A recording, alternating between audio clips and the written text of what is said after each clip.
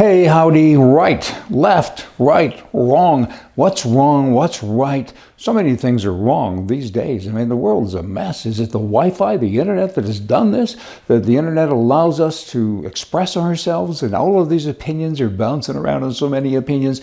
They kind of get manipulated and they become facts. And when in fact, they're nowhere close to being a fact. And it's a whole new gossip thing. If you go back to, I don't know, the 1920s or 30s and picture a small town where all the women are sitting around and gossiping, it's kind of what you got now, except it's on steroids. I'm just sharing, I got nothing else on that. There's no connection to that in this. I'm just expressing myself. Here I want to talk about Britain. Britain is on a very slippery slope. It has been for a number of years, but now they have a new head of government he's a socialist on steroids. Let me tell you, but here's what's happening. They recently had this fiasco with a young man, I think he was like 17 years old.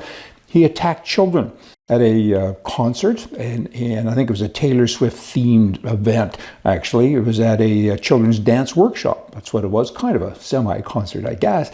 And two children, this is the last count that I have. I mean, the numbers may have changed, but you'll get the idea. 2 children have been killed or were killed, 9 were injured, 6 critically, and it was just a terrible thing. It was a knife attack, and of course, there's no one there with a gun that could stop this. Boomity boom, goodbye, bad guy. That should have happened, but of course, they've got gun control and all of these things, but they don't have bad guy control. Hardly any country does. Hardly. No country does. They don't. Bad guys are bad guys. You have to put them down. In any event, the new prime minister, I should start calling him the prime mistake. He promises now to crack down on the far right and free speech because of this terrible incident, because the incident led to protest, fiery protest, and the PM says, that's not nice, and how dare you right-wing people, and you should no longer be able to express yourself. That can't end well.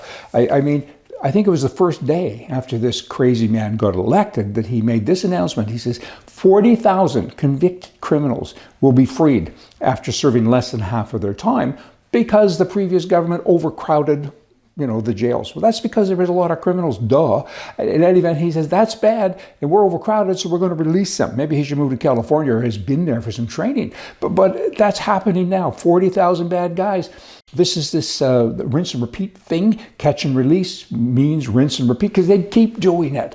Criminals are criminals. That's their job. So your job as a leader of a country is just to make sure that their lives don't interact or interfere with the lives of the good people. But instead, what do? You turn them loose. Just dumb as forever. It's not just dumb anymore. It's nasty. It's nasty stuff. Now let's swing over to the USA. You got Democrats there. They have It's not constitutional. You know what? They had a candidate who raised all kinds of money. Sure, he was flawed, but they knew that going in. And all of a sudden, in the middle of a fight, they change people. They change fighters. And that fighter, the new fighter, gets to keep all the money of the old fighter. And the old fighter, people donated to him because I guess they liked him. Duh. But now the new fighter says, I get that. It's up to me. I mean, you know what?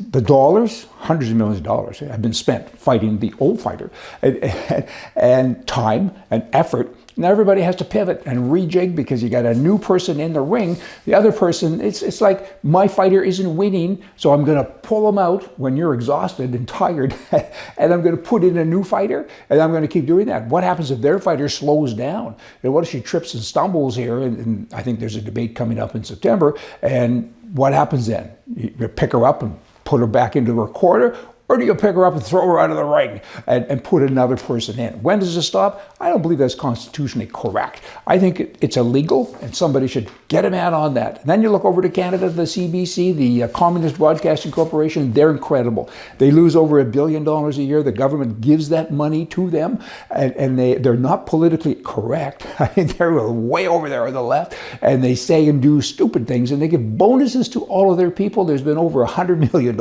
in just the last couple of years. Oh, you've done a bad job. Let me reward you. Air Canada used to be like that when it was directly owned by the government. Oh, you've lost another $1 billion. Here's a $10 million raise, CEO. It's true. It happens. Nobody can understand it, but it happens all of the time. Over $1 billion. And they hire consultants always.